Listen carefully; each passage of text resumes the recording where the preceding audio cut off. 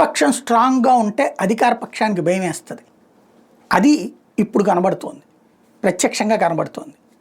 Jagan road ఎక్కుతున్నాడంటే జనం ఎగబడుతున్నారు.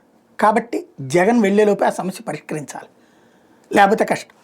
మిర్చి యార్డుకి జగన్ వస్తున్నాడని తెలియగానే అర్జెంటుగా రేట్ ఎక్కువ పెట్టి కొనిపించడం, పొగాకు దానికి జగన్ వస్తున్నాడని తెలియగానే అర్జెంటుగా రేట్ ఎక్కువ పెట్టి కొనిపించడం. మిగతా టైంలో పట్టల బ్రోకర్ల దందా నడిచిపోయింది, వ్యాపారుల ఇష్టారాజ్యం నడిచిపోయింది. ఇప్పుడు మామిడి రైతులది కళ్ళ ఎదురుగుండా ఈనాడు జ్యోతినే రాసినాయి, వాళ్ళ అర్రజన్ మీడియానే రాసినాయి, విజువల్స్ చూపించినాయి. కుప్పలు పారపోసినటువంటి మామిడిని కొనే దిక్కు లేక ఆ మామిడి దీని దగ్గరకు వస్తే ₹2 అంటే వాళ్ళకి ₹2 ఏ గిట్టుబాటు అవుతుందని చెప్పి చివరికి పొలాలు కూడా నరికేసుకున్నారు.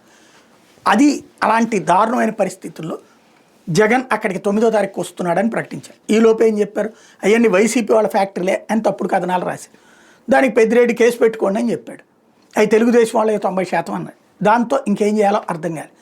ఇప్పుడు చంద్రబాబు గారు మన కుప్పం టూర్ వెళ్ళారు. వెళ్ళినప్పుడు ఆ రైతులను పిలిచి అదే వ్యాపారుల్ని అదే పరిశ్రమల వాళ్ళని పిలిచి కొనమన్నారు, ఎక్కువ రేటు పెట్టి కొనమన్నారు. ₹8 మీరు ఇవ్వండి, ₹4 మేము ఇస్తామన్నారు. అయిపోయింది. అంటే జగన్ 9వ తారీఖు వస్తున్నాడని తెలిసిన తర్వాత చంద్రబాబు గారు రంగంలోకి దిగారు, కథ నడిపారు. ఇప్పుడు మళ్ళీ నడుస్తున్నటువంటి పరిస్థితి. ఇప్పుడు ఖచ్చితంగా ఇదివరకు కర్ణాటకలో దానికంటే ఇప్పుడు రేట్ ఎక్కువే ఉంది. జగన్ వస్తున్నాడని తెలిసాక జరిగింది. ఇప్పుడు జగన్ అందుకని తెలుగుదేశం నాయకులు వరుసపెట్టి జగన్ అక్కడికి వచ్చి ఏం చేస్తాడు, అలా మోసం చేస్తున్నాడు, పెద్దిరెడ్డి ఫ్యాక్టరీకి వెళ్ళి అన్నీ తిట్టిపోస్తున్నారు.